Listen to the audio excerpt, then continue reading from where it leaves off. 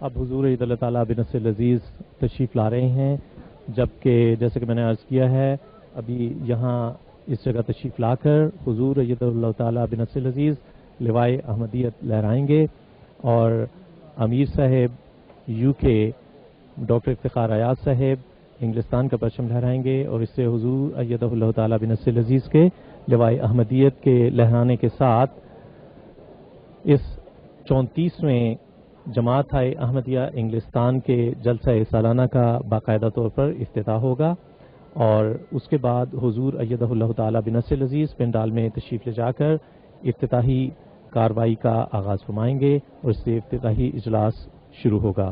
حضور عید اللہ تعالیٰ بنصر العزیز تشریف لے آئے ہیں اور ابھی لوائے احمدیت لہرایا جائے گا۔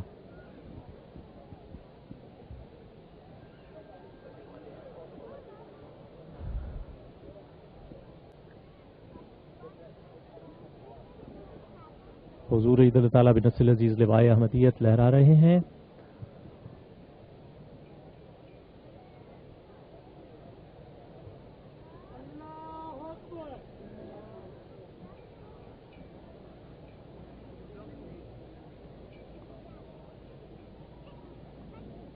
اور ڈاکٹر افتخار ایاز صاحب امیر جماعت احمدیہ انگلستان کا پرچم لہرا رہے ہیں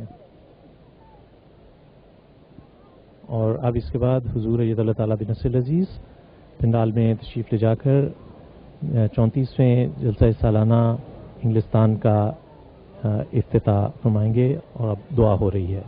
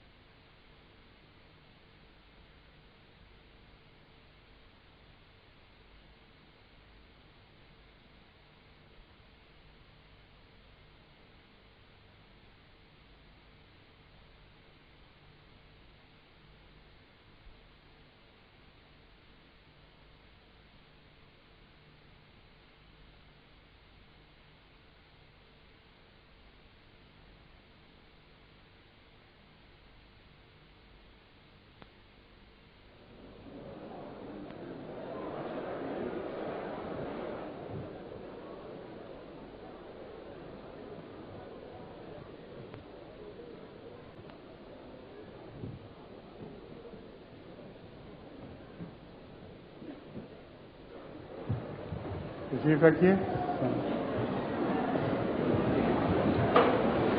ضرورت ہے، اس کی ضرورت ہے۔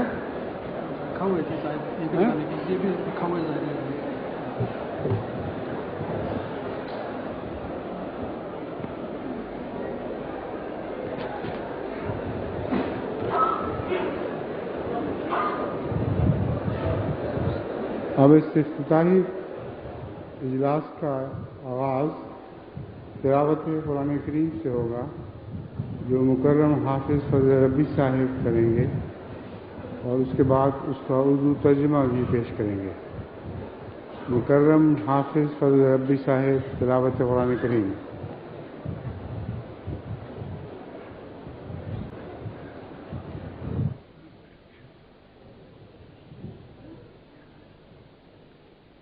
أعوذ بالله من الشيطان الرجيم.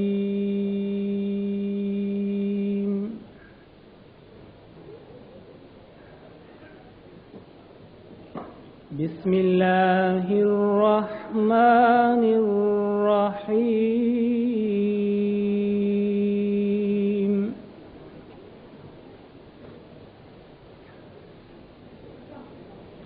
الله لا إله إلا هو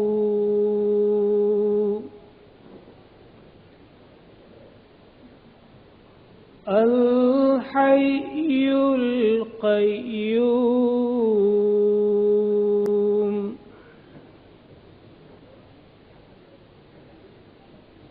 لا تأخذه سنة ولا نوم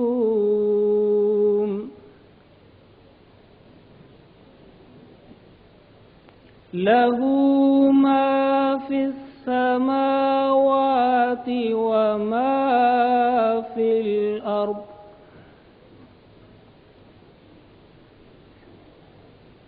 من ذا الذي يشفع عنده إلا بإذنه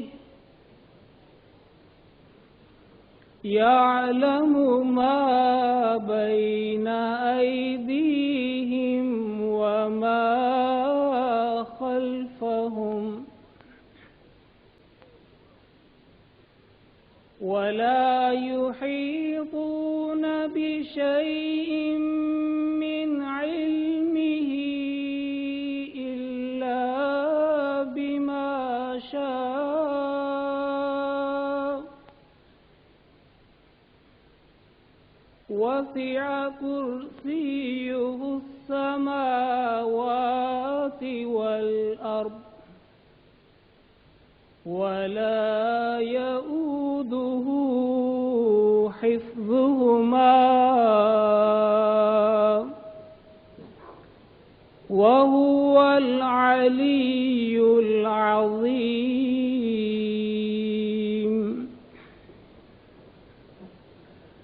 لا إكراه في الدين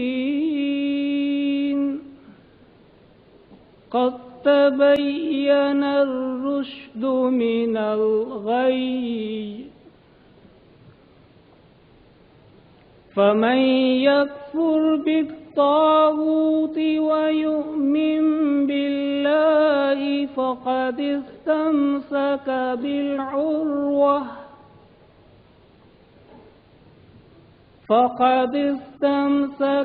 بالعروة الوثقى لا انفصام لها والله سميع عليم. الله ولي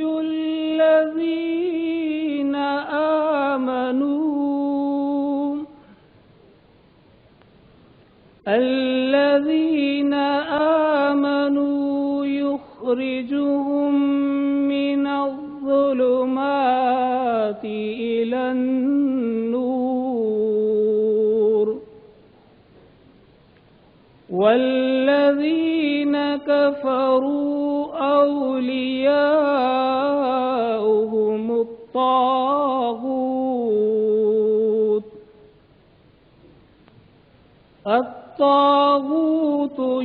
يخرجونهم من النور إلى الظلمات أولئك أصحاب النار هم فيها خالدون.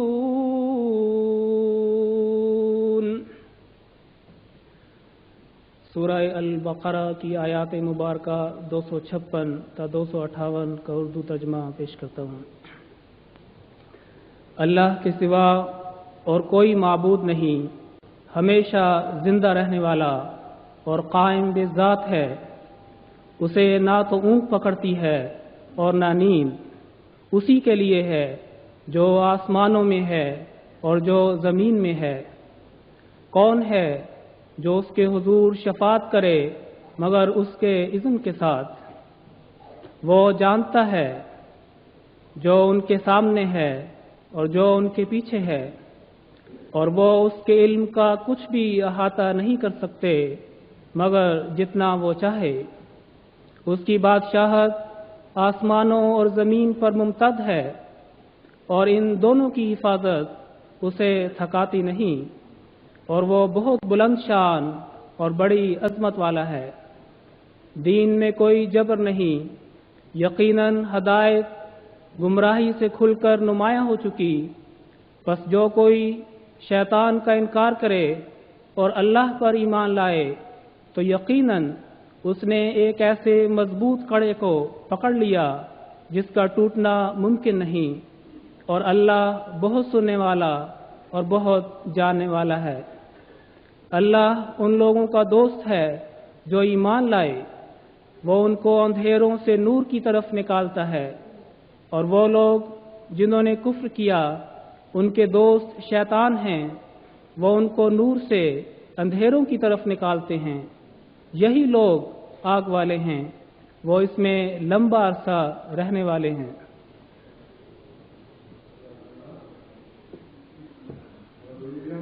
عبد المنعم ناصر صاحب ایک نظم پیش کریں گے، حضرت اقدس مسیح موعود علیہ الصلوۃ والسلام کی ایک نظم میں سے چند اشعار پیش کریں گے۔ عبد المنعم ناصر۔ السلام علیکم ورحمۃ اللہ وبرکاتہ۔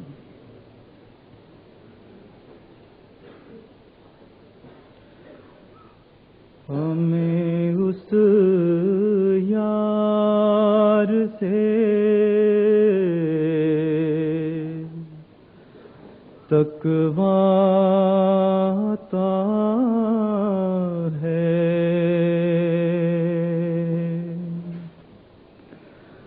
ہمیں اس یار سے تقویٰ عطا ہے، نہ یہ ہم سے کہ احسان خدا ہے، نہ یہ ہم سے کہ احسان خدا ہے۔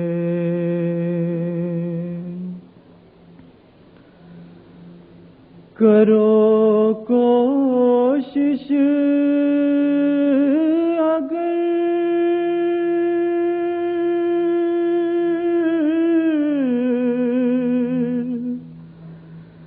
صدق و صفا ہے،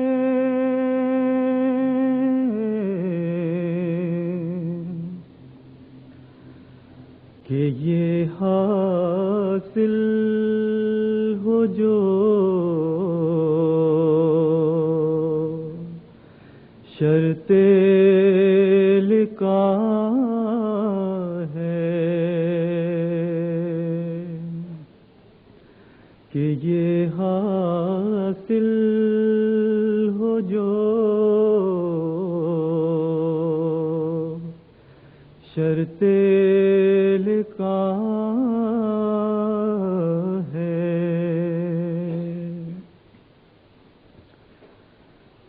یہی آئینہ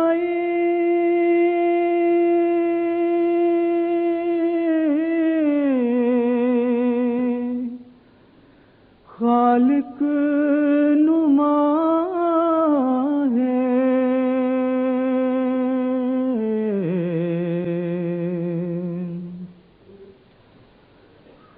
یہی ایک جو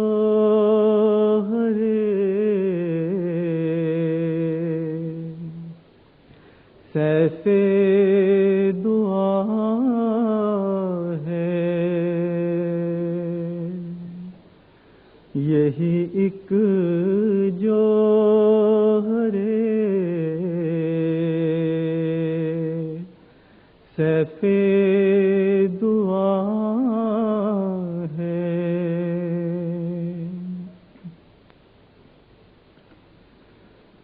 ہر ایک نیکی کی جڑ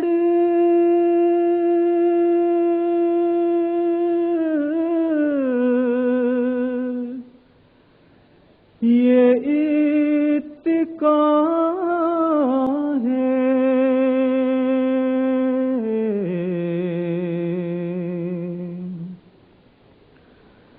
ہر ایک نیکی کی جڑ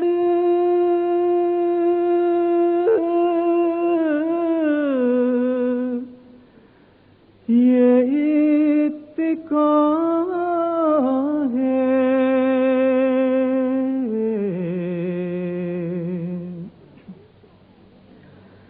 اگر یہ جڑ رہی سب کچھ رہا ہے، اگر یہ جڑ رہی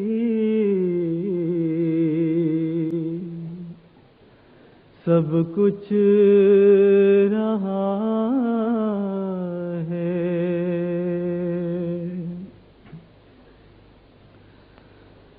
یہی ایک فخر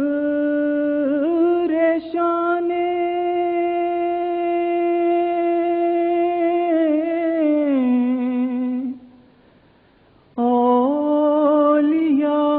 اولیاء ہے،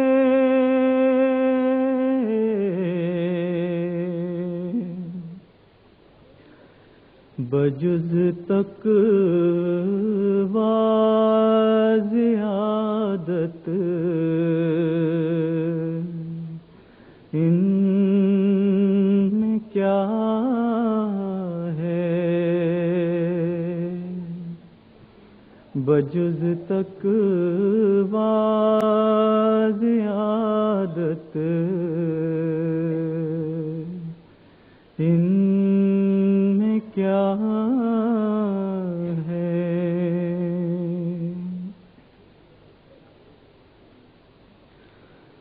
مجھے تقویٰ سے اس نے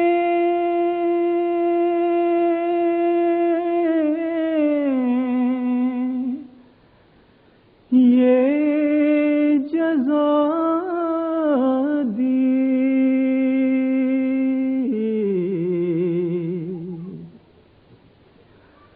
فسبحان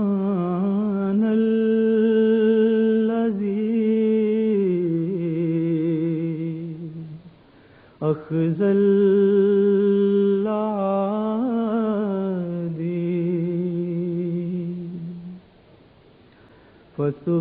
فسبحان الذی اخذ العادی۔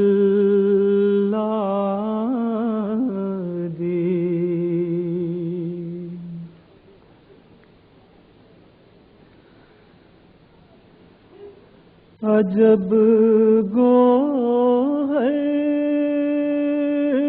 ہے جس کا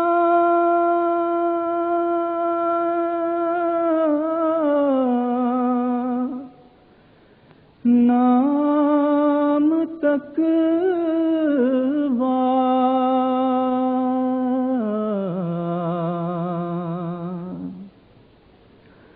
مبارک وہ ہے جس کا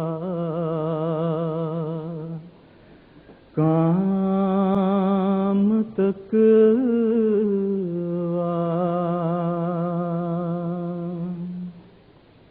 مبارک وہ ہے جس کا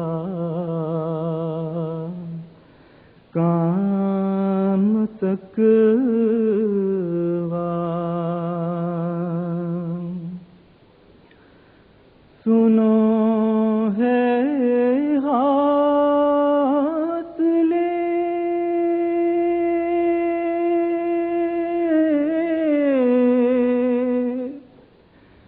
اسلام تک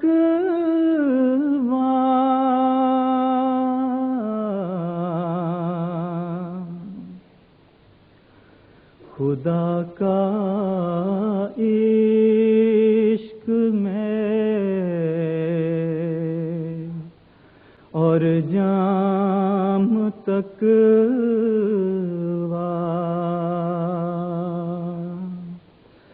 خدا کا عشق میں اور جام تک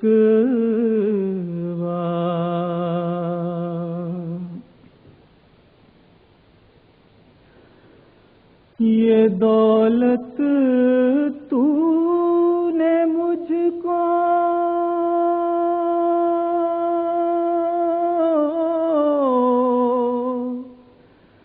اے خدا دی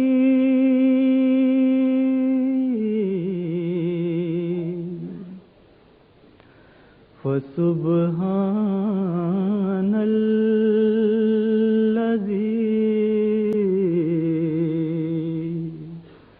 اخذ العادی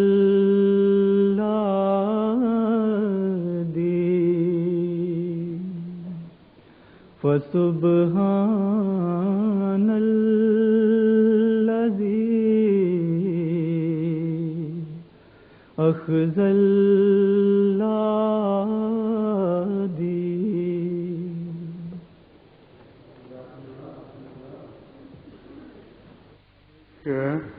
ضروری پیغام پڑھا جائے گا جو آئیوری کوسٹ کے ملک کے صدر نے مذہبی امور کے وزیر کے ہاتھ بھجوایا ہے. ان کی پہلے تو یہ خواہش تھی کہ یہیں ٹھہرتے، لیکن فرانس میں ان کو ضروری کام پڑ گیا ہے، جس کی وجہ سے انہیں شاید آج ہی فرانس پہنچنا ہوگا. اس لیے میں نے خصوصی طور پر اس پروگرام کو روک کر ان کے لیے گزارش نکالی ہے. میں اب مکرم وزیر مذہبی امور آئیوری کوسٹ سے درخواست کرتا ہوں کہ اس اجلاس کے لیے صدر مملکت آئیوری کوسٹ کا پیغام پڑھ کر سنائیں.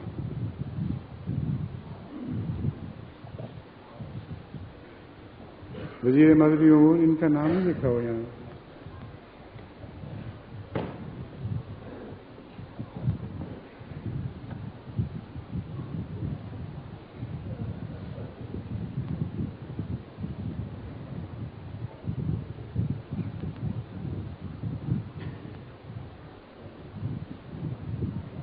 جو پروگرام میں لکھا ہوا ہے اس میں اور واقعہ میں کوئی فرق ہے؟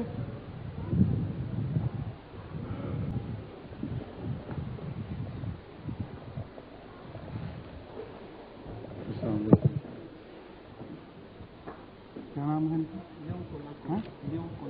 آپ پڑھ کے سنائیے نام.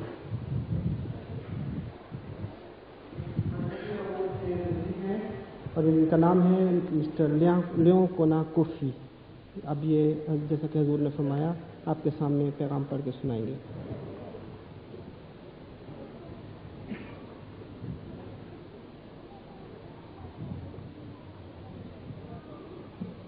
Excellence,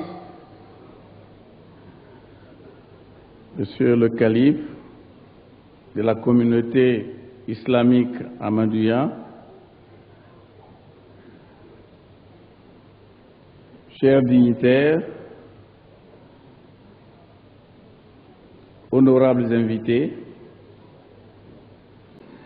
la délégation que Son Excellence Monsieur Henri Konan Bédié, président de la République de Côte d'Ivoire, m'a demandé de conduire ici, à Londres, est particulièrement heureuse d'être à cette convention internationale de la communauté islamique Ahmadiyya.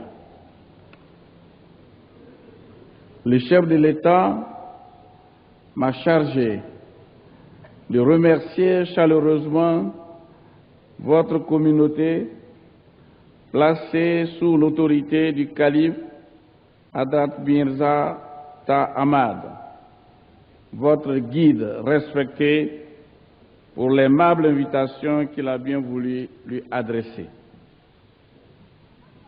À travers celle-ci, le président de la République de Côte d'Ivoire, M. Henri Konan Bédié, voit la volonté de votre institution de s'ouvrir davantage aux pays du tiers-monde, parmi lesquels figure en bonne place la Côte d'Ivoire. Il y voit également votre détermination à renforcer de façon significative votre contribution dynamique au programme de développement économique, social et culturel entrepris par le gouvernement sous sa haute direction, au fin de créer pour les citoyens ivoiriens les meilleures conditions possibles pour un progrès et un bonheur partagé.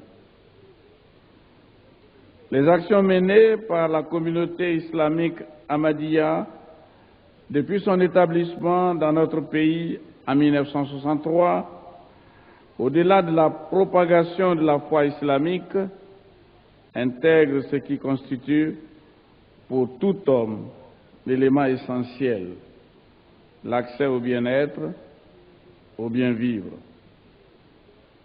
À ce point de vue, le président Henri Konan Bédié se félicite de savoir que vous partagez son ambition de conduire son pays vers une société nouvelle, aux frontières nouvelles du développement. La présence de la Côte d'Ivoire à cette convention internationale participe aussi du désir de notre pays et de ses gouvernants d'être aux côtés de toutes les bonnes volontés qui ont en partage la dévotion à Dieu notre Créateur, l'amour du prochain, la dynamique de paix et de concorde entre les peuples de la planète Terre. En Côte d'Ivoire, en raison de notre diversité ethnique et sociologique, les autorités, avec à leur tête son Excellence le Président Henri Konan Bédié, ont toujours axé leurs actions sur les notions de paix, d'unité et de fraternité. L'unité nationale a été forgée et renforcée au fil des ans par la volonté affirmée de la conviction profonde de notre peuple. Les puissants moyens de communication, et tout particulièrement la télévision, diffusent à longueur de journée et à travers le monde des tragédies, des guerres civiles et leurs cortèges de destruction de biens matériels qu'il a fallu des années pour bâtir, de pertes en vies humaines qui, hélas, sont à jamais ensevelies dans les profondeurs des sépulcres. De partout arrivent vers nous des cris de douleur d'enfants dénutris, des vieillards déguenillés, affamés, décharnés, victimes d'atrocités à couper le souffle, condamnés à l'errance ou à la mort certaine. Proie désignée de l'égoïsme et de l'ambition des hommes, pendant combien de temps des pauvres créatures de Dieu continueront-elles à jeter vers nous leurs regards si hagards et pour tout dire si poignants en ce siècle finissant, où rarement beaucoup de personnes, au nord comme au sud, n'ont accumulé autant de biens et de richesses. Havre de paix, de solidarité, de dialogue et de fraternité, la Côte d'Ivoire se veut un pays de tolérance, où se côtoient toutes les religions et où le mot fraternité est inscrit en lettres d'or dans son hymne national. Là réside la raison principale de la présidence de la Côte d'Ivoire à cette convention. En effet, le postulat cher au cœur de l'Ivoirien est un postulat sans cesse répété qui se résume en ceci: paix des cœurs, paix des esprits, paix entre les hommes de bonne volonté. Honorables et distingués invités, je voudrais à présent exprimer la gratitude de son Excellence, le président Henri Koné Bédié, et du peuple ivoirien à la communauté Ahmadiyya pour son rôle éminent dans le processus de développement spirituel, économique et social de notre pays. En plus de l'édification de nombreuses mosquées, cette communauté a mis gracieusement plusieurs établissements scolaires à la disposition de notre jeunesse. Nos populations bénéficient, en outre, de soins médicaux dans ces formations sanitaires, notamment à Djamé, l'un des quartiers populaires d'Abidjan. Elle envisage d'entreprendre d'autres réalisations dont nos populations, nous en sommes convaincus, tireront le meilleur profit. Honorables et distingués invités, au terme de mon intervention, je voudrais vous exprimer la joie et le plaisir que j'éprouve pour la qualité exceptionnelle de votre accueil.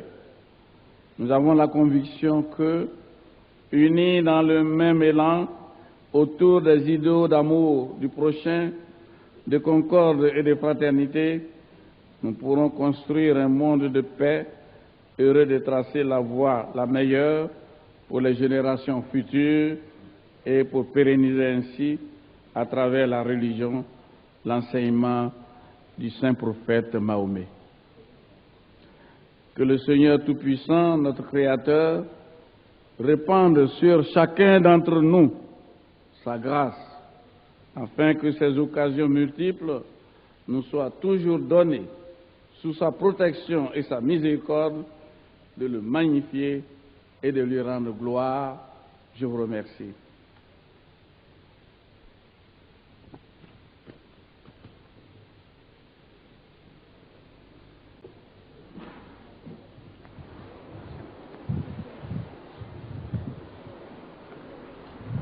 ترجمہ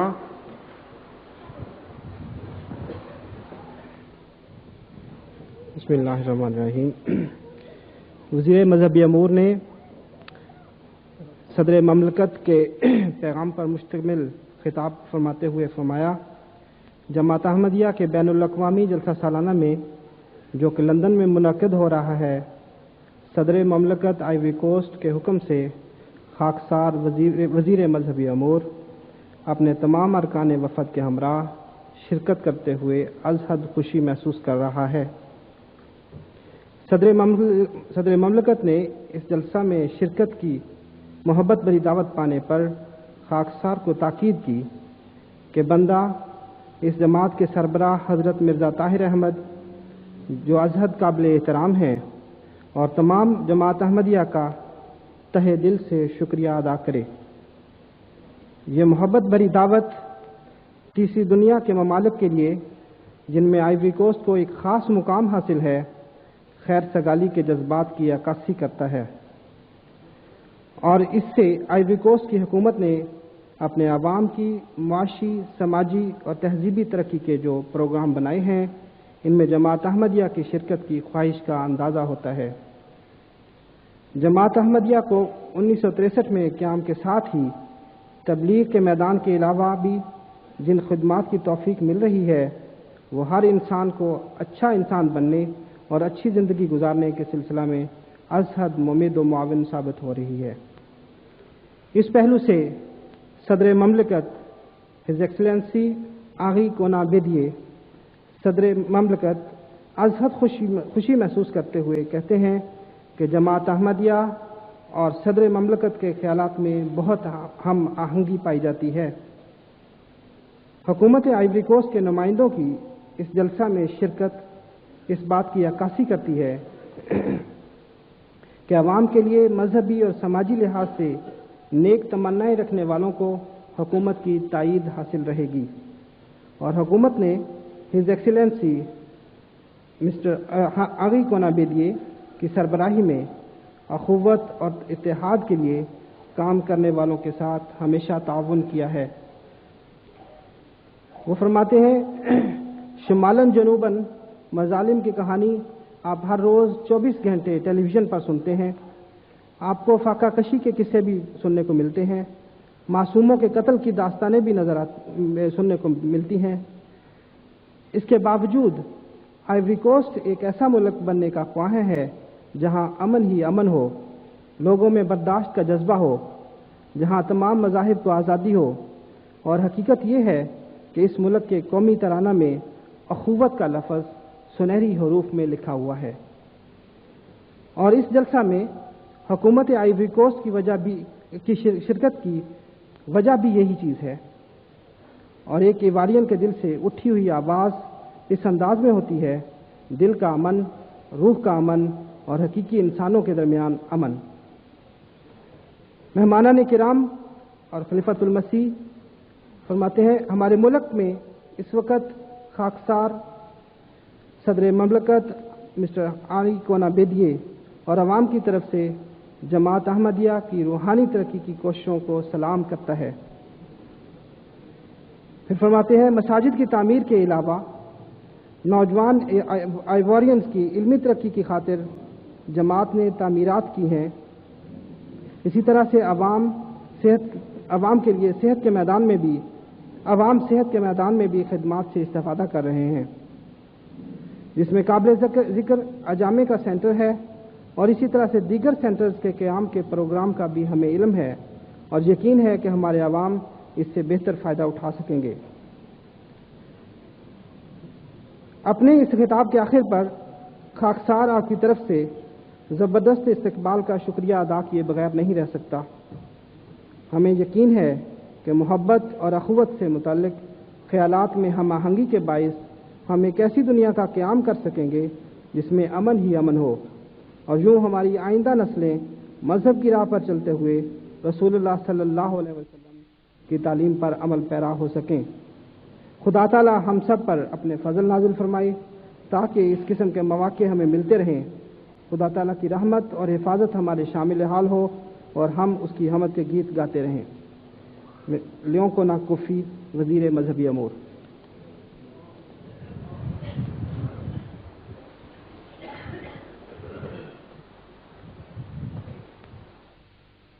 السلام علیکم ورحمۃ اللہ وبرکاتہ۔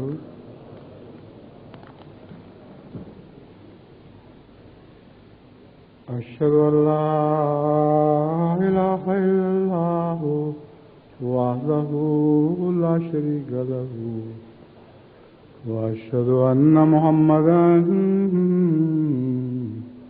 عبدہ ورسولہ۔ اما بعد فاعوذ باللہ من الشیطان الرجیم، بسم اللہ الرحمن الرحیم۔ الحمد للہ رب العالمین،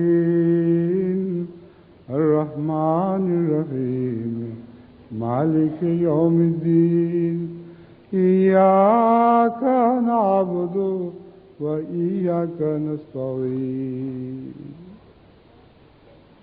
اهدنا الصراط المستقيم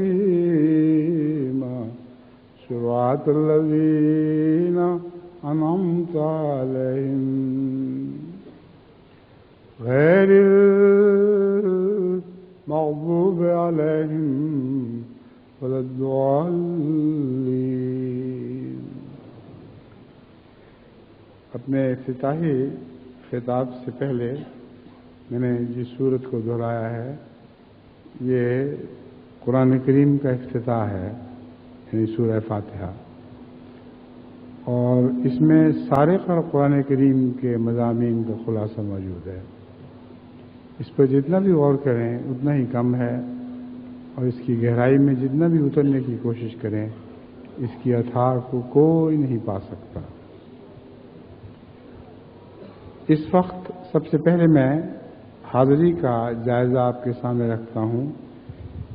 ابھی امیر صاحب نے یہ اعداد و شمار کا خلاصہ پیش کیا ہے۔ آپ فرماتے ہیں کہ گزشتہ سال کے آخری دن کی حاضری سے آج پہلے اجلاس کی حاضری زیادہ ہے۔ الحمدللہ ثم الحمدللہ۔ گزشتہ سال آخری دن کی حاضری 17,500 تھی۔ ان سال پہلے دن کی حاضری 18,500 ہے۔ الحمدللہ اللہ۔ اس حاضری میں اضافے کی ایک بڑی وجہ تو یہی ہے کہ غلطی سے لوگوں نے اس سال کو اس صدی کا آخری سال سمجھ رکھا تھا، اور ہر ایک نے دوڑ لگائی ہوئی تھی کہ ہم پہلے پہنچیں اور اس صدی کا آخری جلسہ ہماری شمولیت کے بغیر نہ رہے۔ ہمارے واقعہ یہ ہے کہ 99 صدی کا آخری سال نہیں، جو 100 اس کے بعد آئے گا وہ بھی آخری سال نہیں، بلکہ 101 آخری ہوا کرتا ہے۔ چنانچہ جماعت احمدیہ کی نئی صدی کا آغاز 2001 میں ہوگا اور آخری سال 100 کا ہوگا، یعنی آئندہ سال اس صدی کا آخری سال ہوگا۔ بہرحال یہ تو ایک ضمنی بات تھی۔ اب میں آپ کے سامنے چند ایسے امور رکھتا ہوں جن کا جماعت احمدیہ کی تاریخ سے اس قدر گہرا تعلق ہے کہ ان کو سنگ میل قرار دیا جا سکتا ہے۔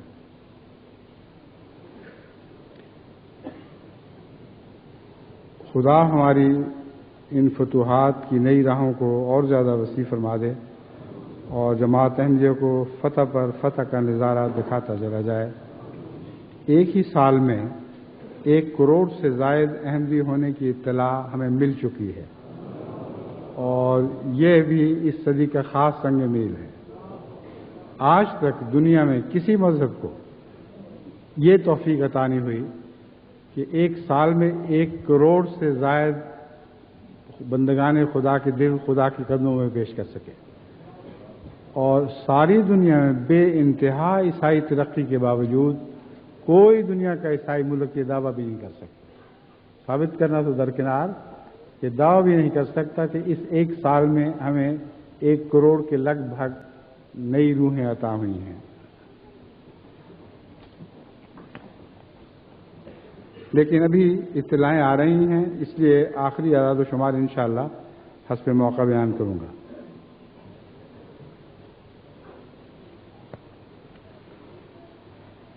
سورہ نصر میں جو اللہ تعالیٰ نے فرمایا ہے اذا جاء نصر اللہ والفتح ورأیت الناس يدخلون فی دین اللہ افواجا فسبح بحمد ربک واستغفرہ انہ کان توابا، کہ جب بھی تم دیکھو گے کہ لوگ فوج در فوج اسلام میں داخل ہو رہے ہوں گے، ورأیت الناس يدخلون فی دین اللہ افواجا، تو یہ ایک ایسا منظر ہے جو دنیا کی فتوحات میں کہیں دکھائی نہیں دیتا۔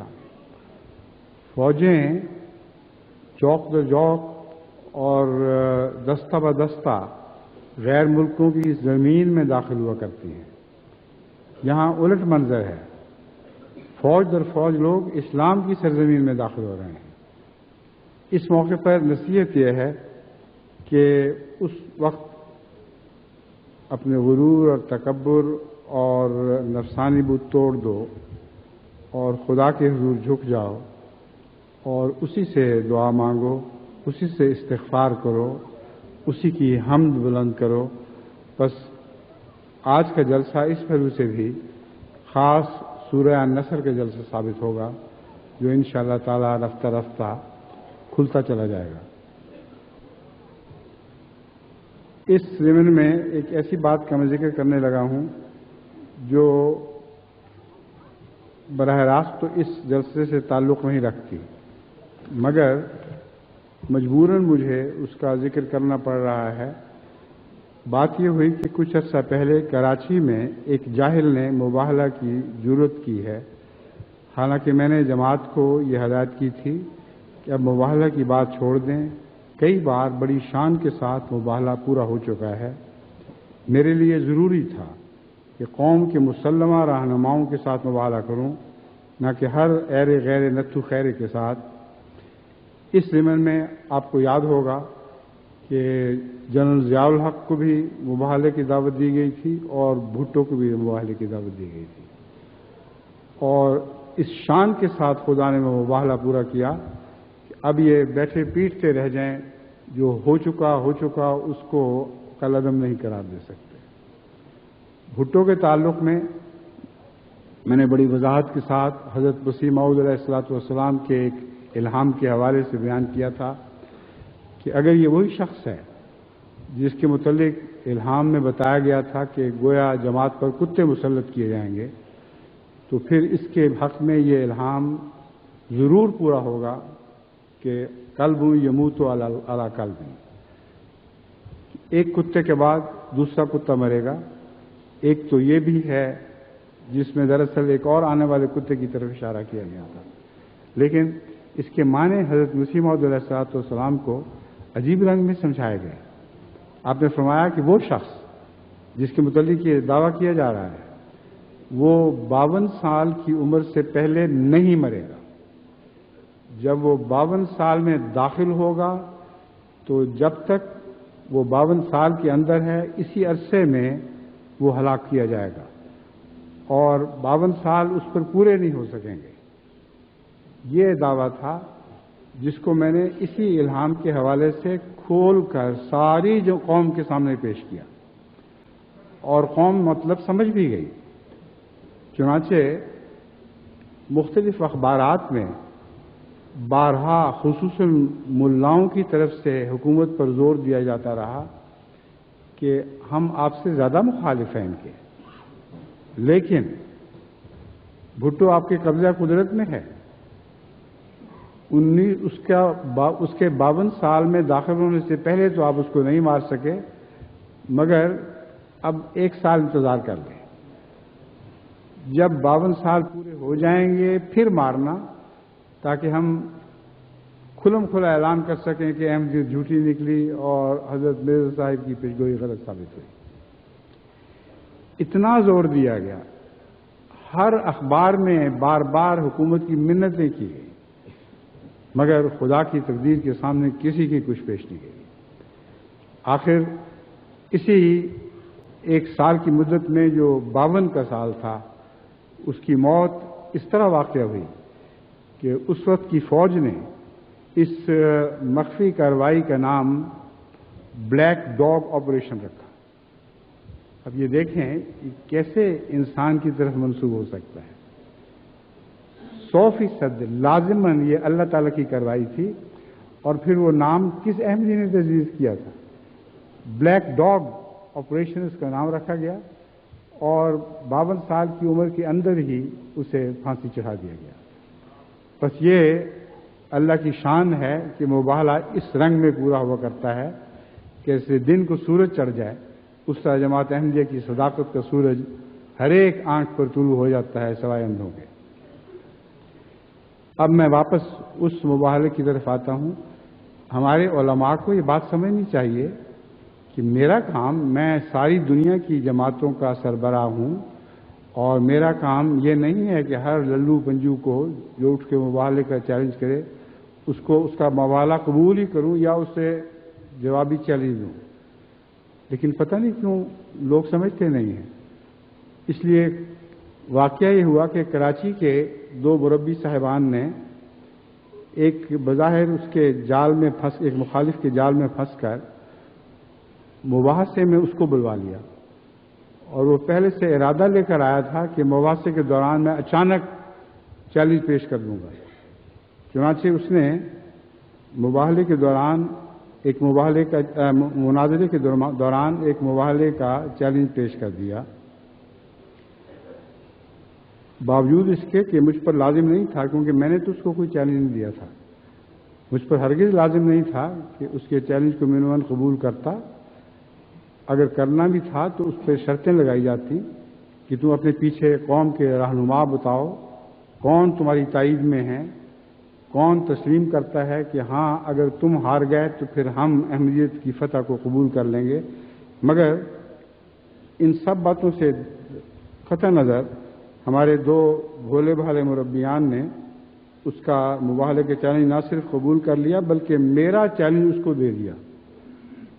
اب اس کا اس سے کیا تعلق تھا؟ ان کو کوئی حق نہیں تھا یہ کام کرتے، مگر میں سمجھتا ہوں کہ وہ احمدی فوج کے لڑنے والے ہی تھے، اس لیے انہوں نے جو تسلیم کر لیا میں بھی تسلیم کرتا ہوں، اور اس پہلو سے میں اس مباہلے کے چیلنج کو قبول کر چکا ہوں۔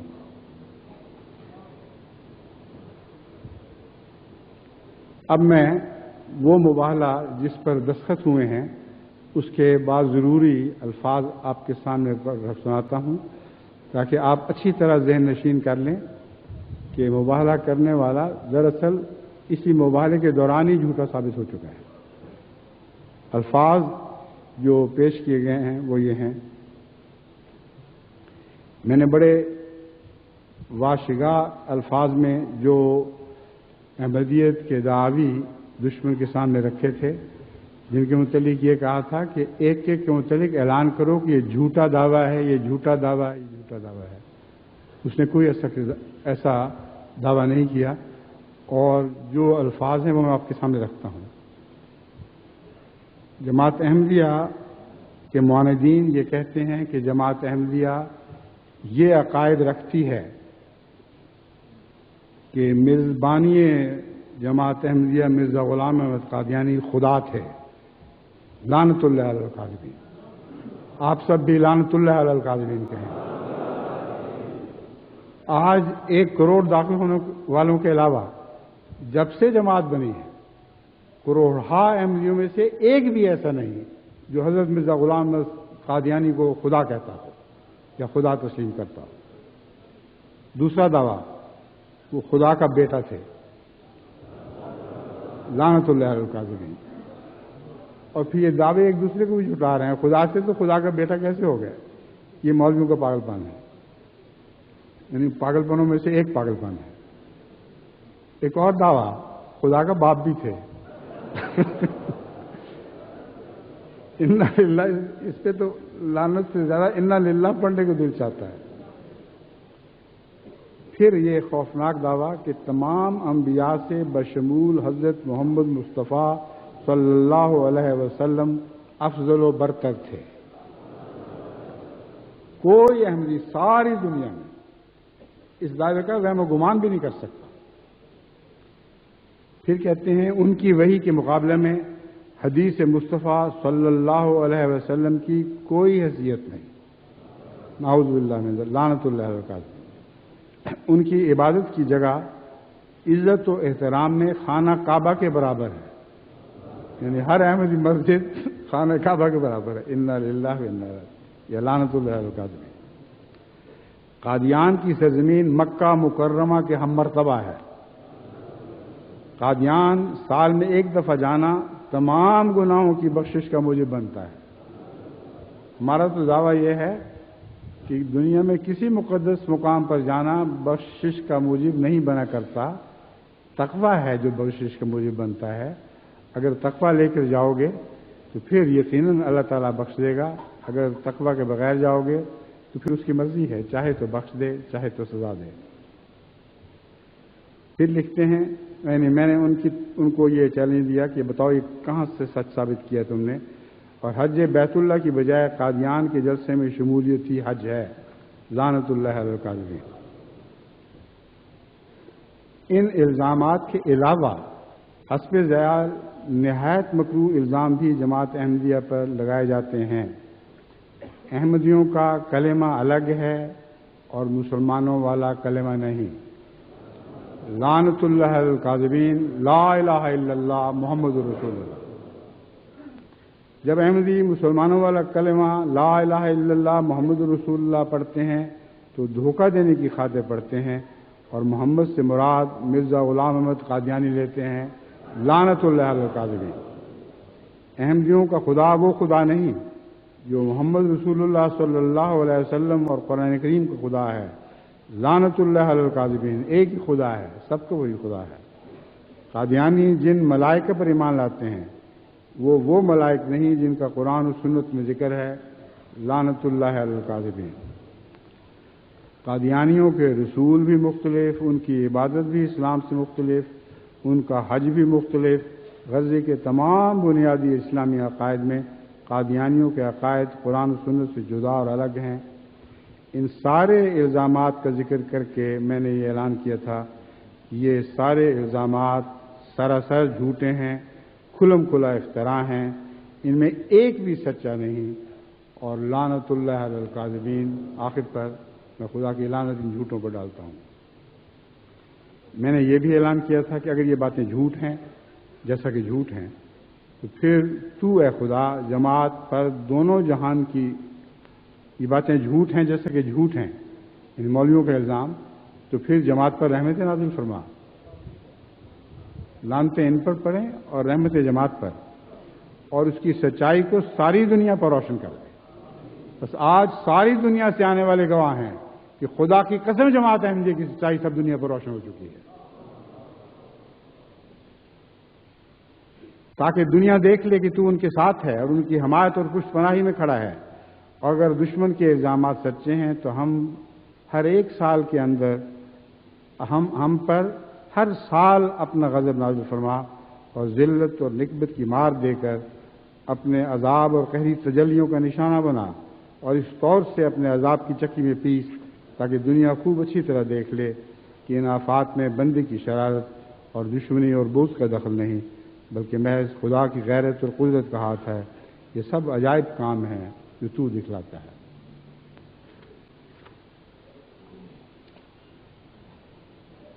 اس ضمنی ذکر کے بعد جو مجھ پر ٹھونسا تو گیا، مگر میں نے قبول کر لیا تھا، میں اب آپ کے سامنے یہ بات کھول رہا ہوں کہ صرف یہ ایک سال اس مبالغہ کرنے والے کو جھوٹا ثابت کر دے گا، کیونکہ اس سال جماعت کو مٹنا چاہیے تھا، بجائے مٹنے کے اور بھی زندہ ہو گئی، زندہ سے زندہ تر ہوتی چلی جا رہی ہے۔ بس ان سب کی تعلیات الٹی ان پر پڑتی ہیں، ہمیں اس کی کوئی بھی پرواہ نہیں۔ آئندہ کے لیے میری نصیحت یہ ہے کہ اس معاملے کو خدا پر چھوڑ دیں۔ آپ دیکھیں گے کہ دن بدن جماعت ترقی پر ترقی کرتی چلی جائے گی، اور ہر سال خواہ کوئی مباہلہ قبول کرے یا نہ کرے، اس کے اوپر ہماری طرف سے یہ لعنت کا انبار بڑھتا ہی چلا جائے گا۔ اللہ کرے گا تو ایسا ہی ہوگا، اور ہم میں سے جو زندہ رہیں گے وہ سب اس کو دیکھیں گے۔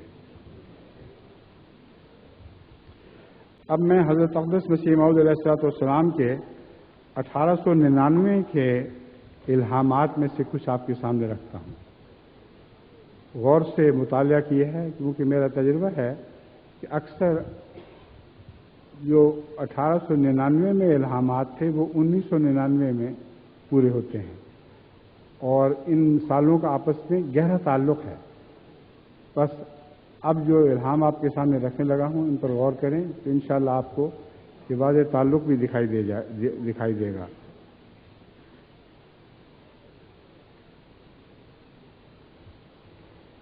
پہلا الہام 1899 14 ستمبر 1899 کو یہ الہام ہوا۔ ایک عزت کا خطاب، ایک عزت کا خطاب، لکا خطاب العزہ، ایک بڑا نشان اس کے ساتھ ہوگا۔ یہ تمام خدائے پاک قدیر کا کلام ہے۔ میں اپنے اجتہاد سے اس کی ایمانی سمجھتا ہوں کہ خدا تعالیٰ اس جھگڑے کے فیصلہ کرنے کے لیے جو کسی حد تک پرانا ہو گیا ہے اور حد سے زیادہ تکذیب اور تکفیر ہو چکی ہے، کوئی ایسا برکت اور رحمت اور فضل اور سلوکاری کا نشان ظاہر کرے گا کہ وہ انسانی ہاتھوں سے برتر اور پاک تر ہوگا، تب ایسی کھلی کھلی سچائی کو دیکھ کر لوگوں کے خیالات میں ایک تبدیلی واقع ہوگی اور نیک طینت آدمیوں کی کینے یک دفعہ رفع ہو جائیں گے۔ بس یہ جو صلح کی بنا ڈالی گئی ہے 1899 کے اعلان میں، یہی صلح کی بنا آج بھی پھر ڈالی جا رہی ہے۔ جیسا کہ میں نے عرض کیا ہے، اب مبالغے کو چھوڑیں، صلح سے کوشش کریں کہ جس طرح بھی ہو سکے یہ قوم سمجھ جائے اور ان کو دیکھنے کی آنکھیں عطا ہوں۔ ایک عزت کا خطاب، ایک عزت کا خطاب، لکا خطاب العزہ میں یہ بھی اشارہ ہے کہ اللہ تعالیٰ کے فضل کے ساتھ اس سال جماعت میں بکثرت حضرت مسیح موعود علیہ السلام کی عزت و تکریم کو قائم کیا جائے گا، اور تمام بنی نوع انسان میں محمد رسول اللہ صلی اللہ علیہ وسلم کے اس غلام کی تکریم ہوگی، اور یہ سال اس خاص تکریم کا ایک نشان بن جائے گا۔ ایک الہام 18 ستمبر 1899 کا یہ ہے، آج رات میں نے 18 ستمبر 1899 کو بروز دوشنبہ خواب میں دیکھا کہ بارش ہو رہی ہے، آہستہ آہستہ میں برس رہا ہے۔ میں نے شاید خواب میں یہ کہا کہ ہم تو ابھی دعا کرنے کو تھے کہ بارش ہو، سو ہو ہی گئی۔ اب یہ دیکھیں بارش بھی کیسی خدا کے فضلوں کی ساری دنیا پر ہونے لگ گئی ہے، اور بعین ہی حضرت مسیح موعود علیہ السلام کا الہام پورے 100 سال کے بعد پھر بڑی شان کے ساتھ پورا ہو گیا ہے۔ فرماتے ہیں میں نہیں جانتا کہ عنقریب بارش ہو جائے یا ہمارے الہام 13 ستمبر 1899 عیسوی ایک عزت کا خطاب لکا خطاب العزت ایک بڑا نشان اس کے ساتھ ہوگا کہ متعلق خدا کی رحمت اور فتح و نصرت کی بارش ہماری جماعت پر ہوگی۔ یعنی ایک تو یہ روحانی معنی ہیں، یا دونوں ہی ہو جائیں تو بعید نہیں کہ آغاز میں اس نشان کے طور پر ایک سچ مچ کی بارش، ظاہری بارش بھی ہو جائے۔ ہماری خواب سچی ہے، اس کا ظہور ضرور ہوگا، دونوں میں سے ایک بات ضرور ہوگی، یعنی یا تو خدا تعالیٰ کی مخلوق کے لیے باران رحمت کا دروازہ آسمان سے کھلے گا، یا غیر معمولی کوئی نشان روحانی فتح اور نصرت کا ظاہر ہوگا، مگر نشان ہوگا نہ معمولی بات۔ اب آپ یہ دیکھیں کہ اس سال جب آپ کے سامنے رپورٹ کی پیش کی جائے گی تو دنیا کے ہر ملک کا بارش کے ساتھ ایک تعلق ہے۔ روحانی بارش ہونے سے پہلے ظاہری بارش بھی ہوتی ہے، اور ایسے حالات میں ہوتی ہے کہ اس کا وہم و گمان بھی انسان نہیں کر سکتا۔ دشمن مطالبہ کرتے ہیں کہ سچے ہو تو بارش کر کے دکھاؤ، اور پیشتر اس کے کہ ہمارے معلمین اور مبلغین کے دعا سے ہاتھ گریں، آسمان سے بدلی اٹھتی ہے جس کا کوئی نام و نشان بھی نہیں ہوتا، اور موسیٰ دھار بارش شروع ہو جاتی ہے۔ بس حضرت مسیح موعود علیہ السلام کا الہام بڑی شان کے ساتھ اپنی ظاہری صورت میں بھی پورا ہو رہا ہے، اور ہر جگہ ہو رہا ہے، اور باطنی صورت میں بھی۔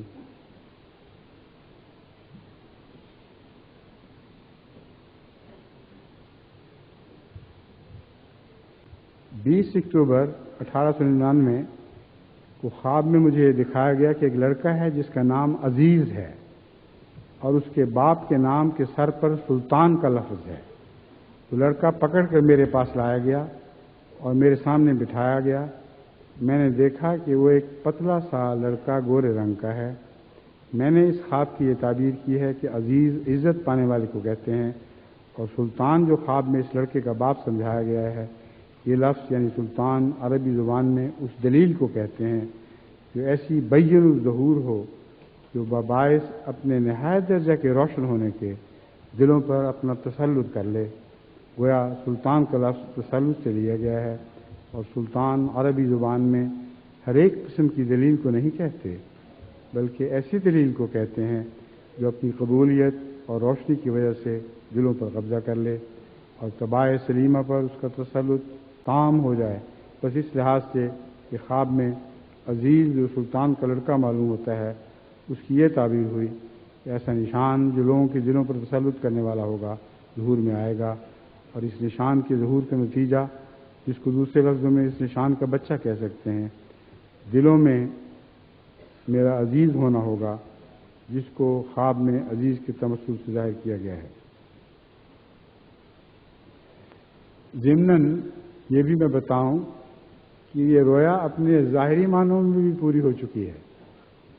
جب حضرت اقدس مسیح موعود علیہ السلام کو یہ رویا دکھائی گئی تھی تو حضرت مرزا سلطان احمد صاحب اور مرزا عزیز احمد صاحب کا بطور نشان آنے کا کوئی سوال ہی پیدا نہیں ہوتا تھا۔ چنانچہ حضرت مرزا سلطان احمد صاحب عزیز کے پیچھے پیچھے آئے، اور یہ نشان ظاہری صورت میں بھی پورا ہو گیا۔ مرزا عزیز احمد صاحب جو حضرت مرزا سلطان احمد صاحب کے صاحبزادہ ہیں، فروری 1906 میں اپنے دادا حضرت مسیح موعود علیہ السلام کے ہاتھ پر بیعت کر کے جماعت میں داخل ہو گئے۔ فروری 1906 میں، یہ یاد رکھیں، اور یہ الہام کب کا ہے؟ اشتہار 22 اکتوبر 1899 کا۔ بس میں نے جو ظاہری طور پر اس کا پورا ہونا دکھایا ہے، اس میں کسی تعویل کی ضرورت نہیں۔ لفظاً 100% حضرت اقدس مسیح موعود علیہ السلام کے الہام کے کئی سال کے بعد وہ بیٹا آیا جس کے اوپر سلطان، جس کے باپ کا نام سلطان تھا، سلطان کا تاج اس کے سر پر رکھا ہوا تھا۔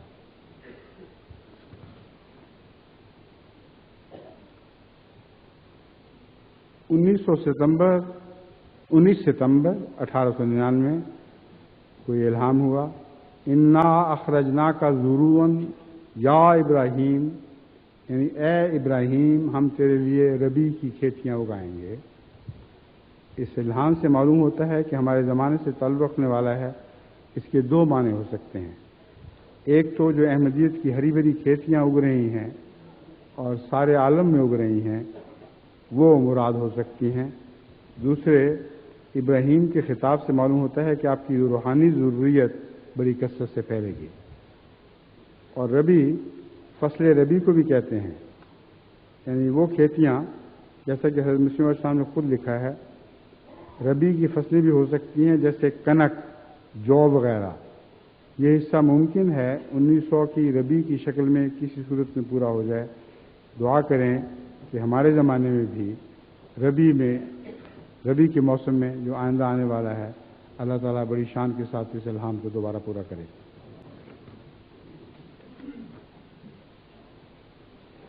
حضرت مسیح موعود علیہ السلام کا ایک الہام 17 جون 1899 کا ہے، آگ اور دھواں ہے اور چنگاریاں اڑ کر آپ کی طرف آتی ہیں مگر ضرر نہیں دیتی۔ اس حال میں یہ پڑھ رہے ہیں، یا حی یا قیوم برحمتک استغیث ان ربی رب السماوات والارض۔ اور یہ چنگاریاں اور آگ اور دھواں کس شکل میں نازل ہوگا یہ اللہ ہی بہتر جانتا ہے۔ یہ نقشہ تو ایٹامک بم کا ہے، مگر خدا بہتر جانتا ہے کہ یہ بم کب چلے گا اور کیسے چلے گا اور کس طرح حضرت مسیح موعود علیہ السلام کی تائید میں ایک نشان کے طور پر ظاہر ہوگا۔ لازماً یہ پورا تو ہونا ہے، مگر ساتھ ہی یہ جماعت کے لیے خوشخبری ہے کہ چنگاریاں اڑ اڑ کر جماعت کی طرف بھی آئیں گی، مگر جماعت کو اللہ تعالیٰ معجزانہ طور پر محفوظ رکھے گا۔ حضرت مسیح موعود علیہ السلام کے بعد چھوٹے چھوٹے الہامات بظاہر بالکل چھوٹے ہوتے تھے اور اس قدر تیزی سے پورا ہوتے تھے، بعض چند گھنٹے کے اندر، بعض اس سے بھی کم عرصے میں، بعض 10-15 منٹ کے اندر پورے ہو جایا کرتے تھے۔ اور یہ وہ نشانات تھے جو بارش کی طرح نازل ہوتے رہتے تھے اور بظاہر چھوٹے مگر عظمت میں بہت بڑے ہوتے تھے۔ چنانچہ اس کی ایک دو مثالیں میں آپ کے سامنے رکھتا ہوں۔ حضرت مسیح موعود علیہ السلام کو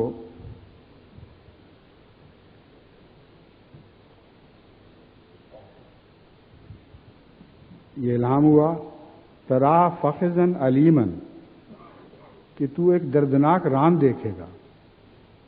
اب بھلا یہ بھی کوئی ایسا الہام ہے جو کوئی شخص اپنی طرف سے بنائے کہ تو ایک دردناک ران دیکھے گا؟ حضرت مسیح موعود علیہ السلام کو جو بھی الہام ہوتا تھا بڑی امانت اور حفاظت کے ساتھ اپنے ساتھیوں کو بتا دیا کرتے تھے، اس کا پورا ہونا کس رنگ میں اس کے پورا ہونا ہے یہ خدا پر چھوڑتے تھے۔ اور توکل کا ایک عظیم مقام تھا کہ الہامات کو مخفی نہیں رکھتے تھے۔ چنانچہ آپ نے حضرت شیخ حامد علی صاحب کو سنایا کہ مجھے ظہر کی نماز کے وقت یہ الہام ہوا ہے، ترا فخذن علیما، کہ تو ایک دردناک ران دیکھے گا۔ یہ الہام حافظ صاحب کو سنا کر آپ نماز کے لیے زینے سے نیچے اترے تو 2 گھوڑوں پر 2 لڑکے سوار دکھائی دیے، یعنی یہ واقعتاً آئے ہوئے تھے وہاں، جن کی عمر 20 برس کے اندر ہوگی، اور ایک کچھ چھوٹا اور ایک بڑا تھا۔ وہ سوار ہونے کی حالت میں ہی آگے آئے اور ایک نے ان میں سے کہا، یہ دوسرا میرا بھائی ہے اور اس کی ران میں سخت درد ہو رہا ہے، تو ایک دردناک ران دیکھے گا۔ دیکھیں کس حیرت انگیز صفائی سے یہ جہاں پورا ہوا ہے، لفظاً اور 10 منٹ کے وقفے کے اندر۔ اور پھر اس کا دیکھیے ہم علاج کی خاطر آپ کے پاس آئے ہیں تاکہ آپ سے استفادہ کریں. اس پر حضرت مسیح موعود علیہ السلام نے اس ران پر ہاتھ رکھا اور بغیر کسی دوا کے دیکھتے دیکھتے وہ ران خدا کے فضل سے ٹھیک ہو گئی. تو یہ تھا اعجاز مسیحائی. اس طرح بیمار شفا پاتے ہیں اور مردے زندہ ہوتے ہیں. اسی تعلق میں آپ بیان کو فرماتے ہیں 1899 وہ الہام ہوا. ایک دفعہ مجھے دانت میں سخت درد ہوئی. یعنی الہام جو ہے 1899 کا تفسیر مسیح موعود علیہ السلام کے اپنے الفاظ میں. ایک دفعہ مجھے دانت میں سخت درد ہوئی. ایک دم قرار نہ تھا. کسی شخص سے میں نے دریافت کیا کہ اس کا کوئی علاج بھی ہے. اس نے کہا کہ علاج دنداں اخراج دنداں. اب یہاں ہمارے کئی دندان ساز احمدی ڈاکٹر بیٹھے ہوئے ہیں, وہ بتائیں یا نہ بتائیں لیکن دانت ضرور نکال دیتے ہیں. میرا بھی امریکہ کے ایک ڈاکٹر نے دانت نکال دیا تھا, حالانکہ وہ ٹھیک ٹھاک تھا. لیکن یہ محاورہ ایسا سوار ہوا ہے سروں کے اوپر کہ علاج دنداں اخراج دنداں. تو حضرت مسیح موعود علیہ السلام کو بھی کسی نے یہی کہا کہ حضور علاج دنداں اخراج دنداں. اور دانت نکالنے سے میرا دل ڈرا. تب اس وقت مجھے غنودگی آ گئی اور میں زمین پر بےتابی کی حالت میں بیٹھا ہوا تھا اور چارپائی پاس بچھی ہوئی تھی. میں نے بےتابی کی حالت میں اس چارپائی کی پینتی پر اپنا سر رکھ دیا اور تھوڑی سی نیند آ گئی. جب میں بیدار ہوا تو درد کا نام و نشان نہ تھا اور زبان پر یہ الہام جاری تھا اذا مرضت فہو یشفی, کہ جب تو بیمار ہوتا ہے تو وہی خدا ہے جو تجھے اچھا کرتا ہے. اب اس کے برعکس ایک اور واقعہ بھی ضمن بتاتا ہوں. بین ہی یہی تکلیف حضرت خلیفۃ المسیح اول رضی اللہ تعالی عنہ کو بھی ہوئی اور بڑھتی چلی گئی. حالانکہ آپ غیر معمولی طبیب تھے, ایسے کہ دنیا میں یا ہندوستان میں شمال سے جنوب تک آپ کی شہرت پھیلی ہوئی تھی. مہینہ بھر اپنا علاج کیا مگر وہ دانت درد ٹھیک ہونے میں نہ آیا. آخر وہ دانت نکلوانا پڑا. تو ایک حضرت مسیح موعود علیہ السلام کے الہام کی برکت سے کیا واقعہ ہوا, اس کا اعجاز کس شان سے ظاہر ہوا. ایک محض طبابت کی وجہ سے باوجود اس کے کہ بہت بزرگ بہت اعلیٰ مقام رکھتے تھے مگر خدا نے دونوں کی شانوں میں فرق دکھانا تھا. تو محض دعا سے ایک دانت کو اچھا کر دیا اور ایک دانت کو نکلوانا پڑا.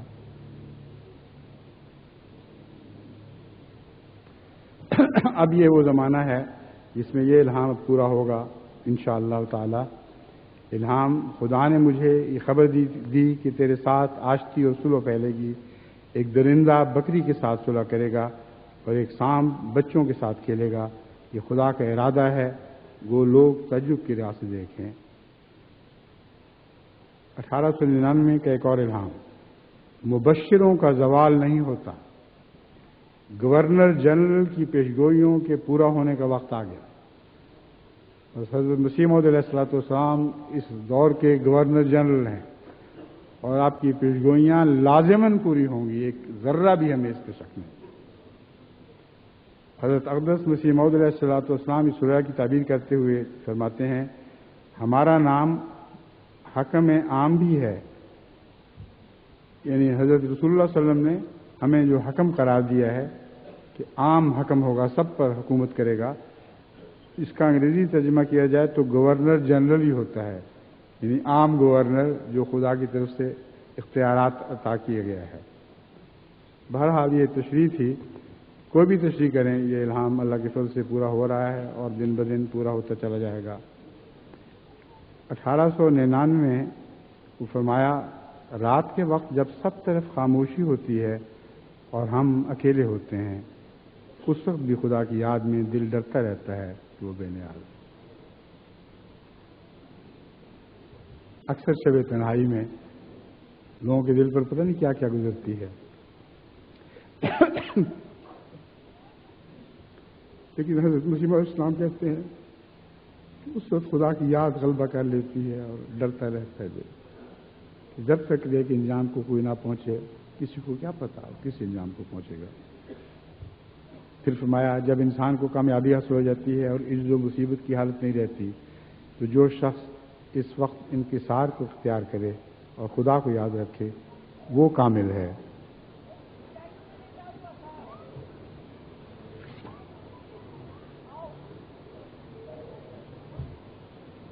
پھر آخر پر چند امور ضروری پیش کرتے ہوئے جن کا حوالہ بھی 1899 کے اعلانات ہیں، حضرت مسیح علیہ الصلوۃ والسلام کا یہ خطاب آپ کے سامنے رکھتا ہوں۔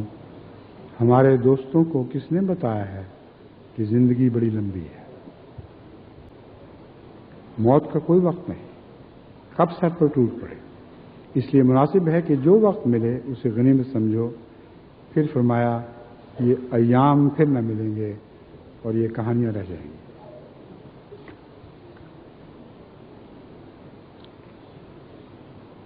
پھر حضرت مسیح علیہ الصلوۃ والسلام فرماتے ہیں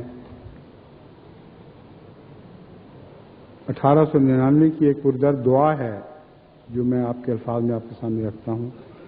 اے میرے حضرت اعلیٰ ذوالجلال قادر قدوس حی و قیوم جو ہمیشہ راست بازوں کی مدد کرتا ہے، تیرا نام عبدالآباد مبارک ہے، تیری قدرت کے کام کبھی رک نہیں سکتے، تیرا قوی ہاتھ ہمیشہ عجیب کام دکھاتا ہے، تو نے ہی اس 14ویں صدی کے سر پر مجھے مبعوث کیا ہے، مگر اے قادر خدا تو جانتا ہے کہ اکثر لوگوں نے مجھے منظور نہیں کیا اور مجھے مفتری سمجھا اور میرا نام کافر اور کذاب اور دجال رکھا گیا، مجھے گالیاں دی گئیں اور طرح طرح کی دل آزار باتوں سے مجھے ستایا گیا۔ تو اے میرے مولا قادر خدا اب مجھے راہ بتا اور کوئی ایسا نشان ظاہر فرما جس سے تیرے سلیم الفطرت بندے نہایت قوی طور پر یقین کریں کہ میں تیرا مقبول ہوں، اور جس سے ان کا ایمان قوی ہو اور تجھے پہچانیں اور دنیا میں تیرا جلال چمکے اور تیرے نام کی روشنی اس بجلی کی طرح دکھائی دے جو کہ ایک لمحہ میں ایسی پرواز کر رہی ہے جیسا کہ پرندہ اپنے آشیانہ کی طرف آتا ہے۔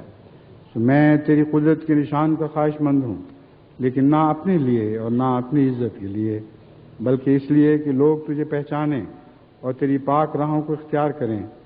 میں تجھے پہچانتا ہوں کہ تو ہی میرا خدا ہے، اس لیے میری روح تیرے نام سے اچھلتی ہے جیسے کہ شیر خوار بچہ ماں کے دیکھنے سے، لیکن اکثر لوگوں نے مجھے نہیں پہچانا اور نہ قبول کیا، اس لیے میں نے بلکہ میری روح نے اس بات پر زور دیا کہ میں یہ دعا کروں کہ اگر میں تیرے حضور سچا ہوں تو میرے لیے کوئی اور نشان دکھا اور اپنے اس بندے کے لیے کوئی اور گواہی دے جس کو زمانوں سے کچلا گیا ہے۔ دیکھ میں تیری جناب میں عاجزانہ ہاتھ اٹھاتا ہوں کہ تو ایسا ہی کر، اور میری روح دیکھ رہی ہے کہ خدا میری سنے گا انشاءاللہ۔ حضرت مسیح موعود علیہ الصلوۃ والسلام کے اس آخری اقتباس کے ساتھ آئیے ہم سب بھی حضرت مسیح موعود علیہ الصلوۃ والسلام کی غلامی میں ہاتھ اٹھائیں اور ہماری روح بھی اس طرح خدا کے حضور بے چین ہو کر اچھلے جس طرح بچہ اپنے ماں کے دودھ کے لیے اچھلتا ہے، اور اسی بے قراری کے ساتھ ہمارے دل سے دعائیں بلند ہوں اور رب العزت ان دعاؤں کو قبول فرمائے۔ آئیے اب اس افتتاحی دعا میں میرے ساتھ شامل ہو جائیں۔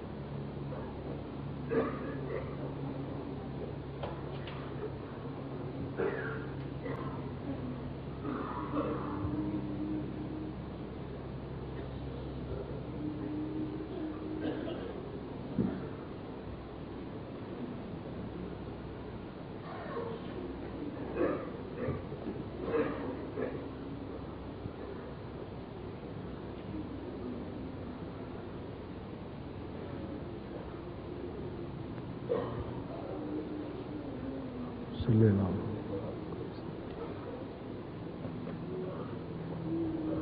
آمین.